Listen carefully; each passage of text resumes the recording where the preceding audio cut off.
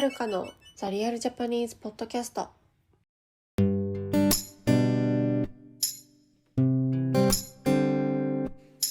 はい、皆さんこんにちは。お元気でしょうか？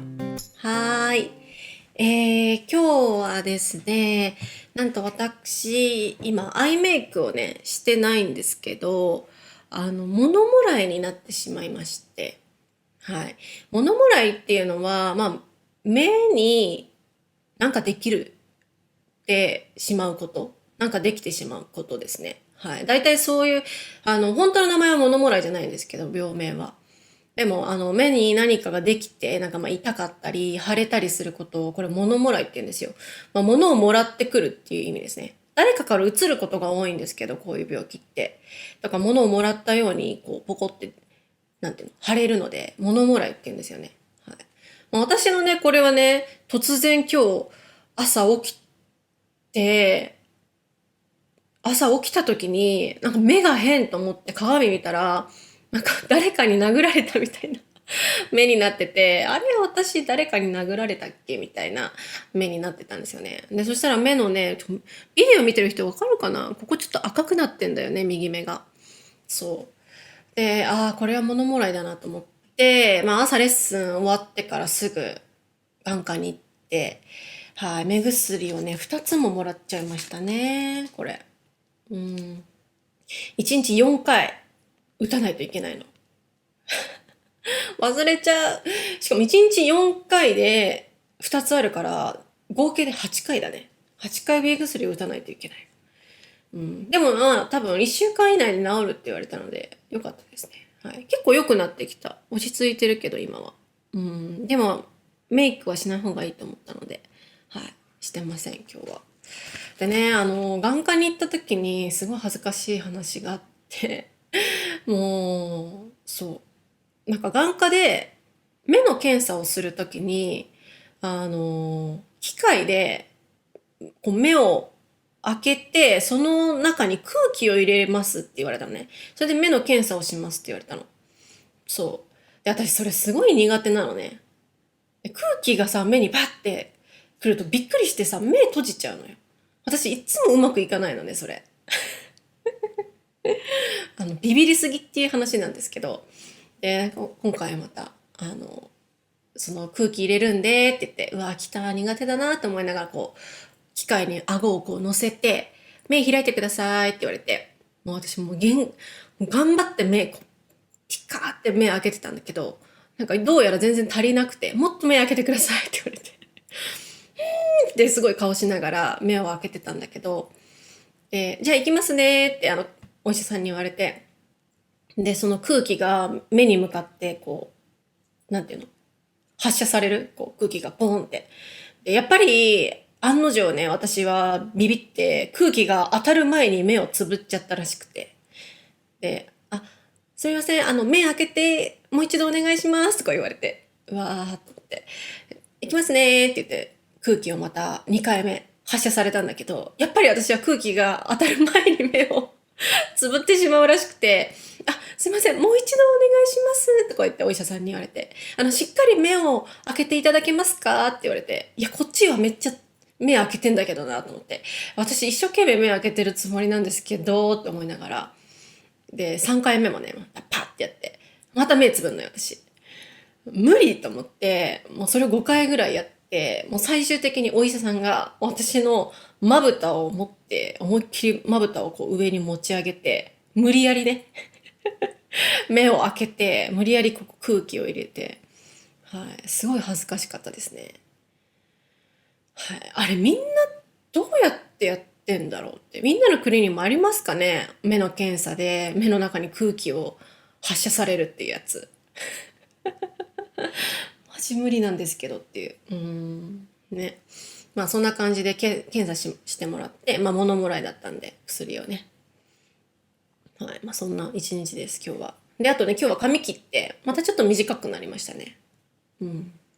で、今ね、すごいね、湿気がすごくて、東京。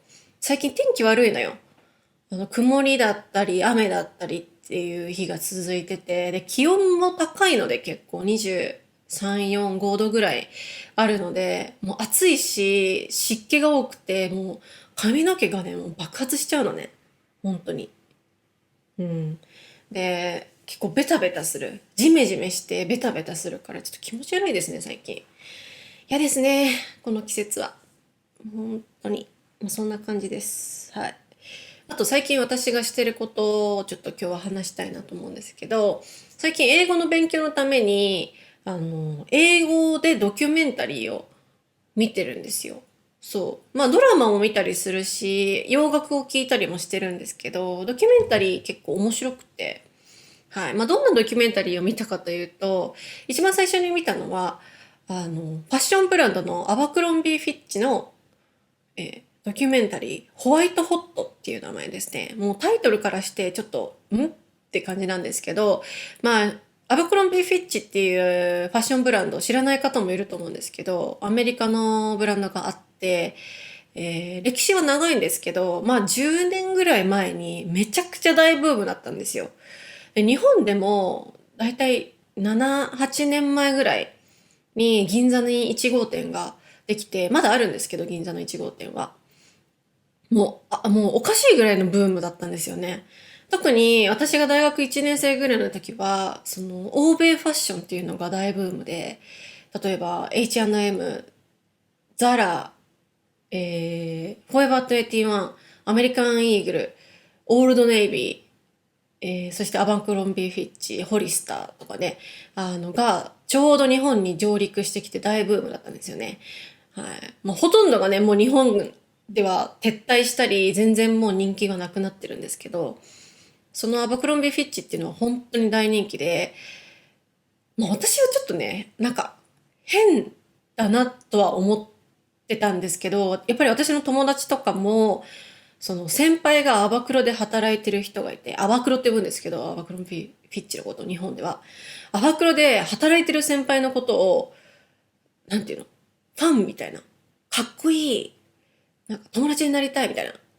連絡先知りないとか、なんか、そう、インスタグラムフォローするとか、もうまるでモデルとか芸能人かのように、働いてるだけでだよ。って言ってて、なんかちょっと変なブームがあったんですよね。で、気づいたら、そのブームはなくなってて、で、そしたらドキュメンタリーで、そのアバクロンビーフィッチのドキュメンタリーって書いてあったんで、ああ、なんか懐かしい名前だなと思って見てみたら、まあどうしてそのアバクロがなくなったのか、まあどうしてそんな、なんかクレイジーなブームがあったのかっていう歴史を知れて、まあ、結構興味深かったなと思います。うん、私は全然知らなかったですね。アバクロがそういう会社で、そういう歴史があったってことは。うん、結構差別的な、はい、考えを持ってた会社だったんですね。うん。まあ、興味ある方はぜひ見てみてください。おすすめというか、まあ、面白かったです。はい。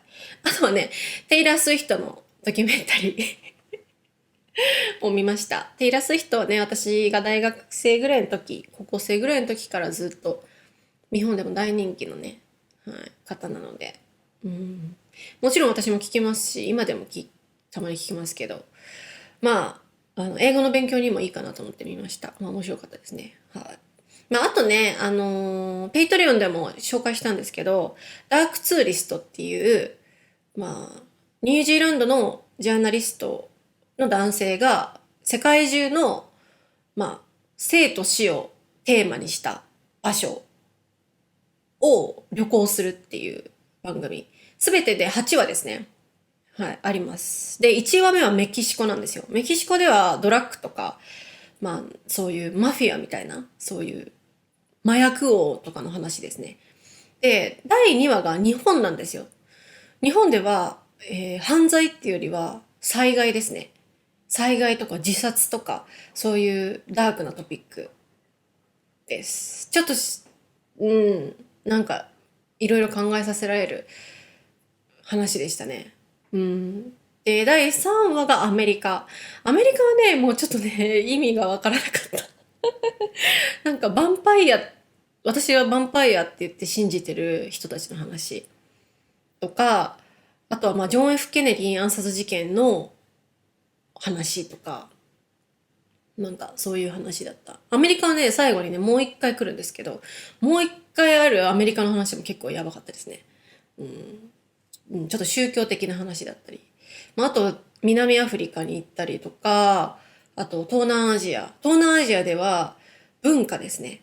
なんかある民族の、インドネシアの文化とか、民族の文化とか、ミャンマーの話とかありましたね。もう今はちょっとミャンマーは本当に大変な状況なんですけど、このドキュメンタリーが作られたのが2017年とかなので、そのミャンマーの今のクーデターとかが起きる前の話ですね。になるので、ちょっといろいろ感慨深いなと思いました。はい。結構そのタブーな場所とか、結構ダークな場所、あまりメディアでは放送されないような場所に興味がある方はぜひ見てみるといいと思います。でもご飯を食べながら見ない方がいいと思います。はい。私は普通にご飯を食べながら見て、ちょっと、うって思いましたね。でも面白い。いろんな人がいるって本当に思いましたね。そして彼らは全員自分を信じて自分は間違ってないと思いながら生活してるっていうのがやっぱ人それぞれだなっていうふうに思いましたね。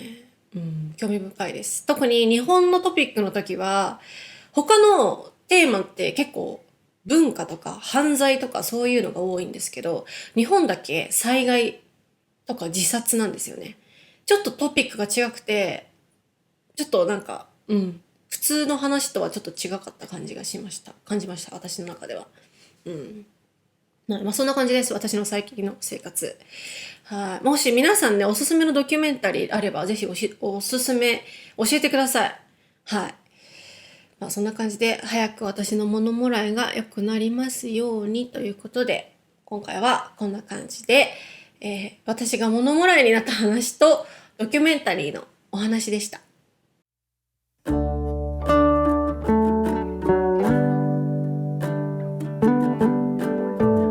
はい。今日話した話、またトランスクリプトを作りますので、私のウェブサイトをチェックしてみてください。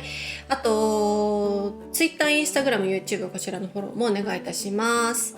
で、今まだ、いろいろ考え中なんですけど、シャドーイングのコースを作ろうと思ってます。はい。どんなコースかというと、私のポッドキャストを使ってシャドーイングをみんなでして、それを私が、チェックする。メールでですけどやり取りしてチェックするっていうコースを作ろうかなと思って、詳しくはまた YouTube で説明すると思いますので、はい、っていうご紹介です。はい。多分ゴールデンウィーク後、5月9とか8とかそこら辺から始めると思います。もし興味ある方はぜひご参加ください。サブスクリプションにする予定なので、毎月お金を払っていただくような形です。で、私のシャドーイングについてのアンケートに答えてくださった方、ありがとうございました。参考になりました。結構ね、たくさんの人が私のポッドキャストをシャドーイングとか、いろんな勉強に使ってくれてるようなので、すごく嬉しかったです。はい。なんか皆さんの勉強の助けになるようなシャドーイングコースを作ろうと思ってるので、お楽しみに。はい。あと、そうですね。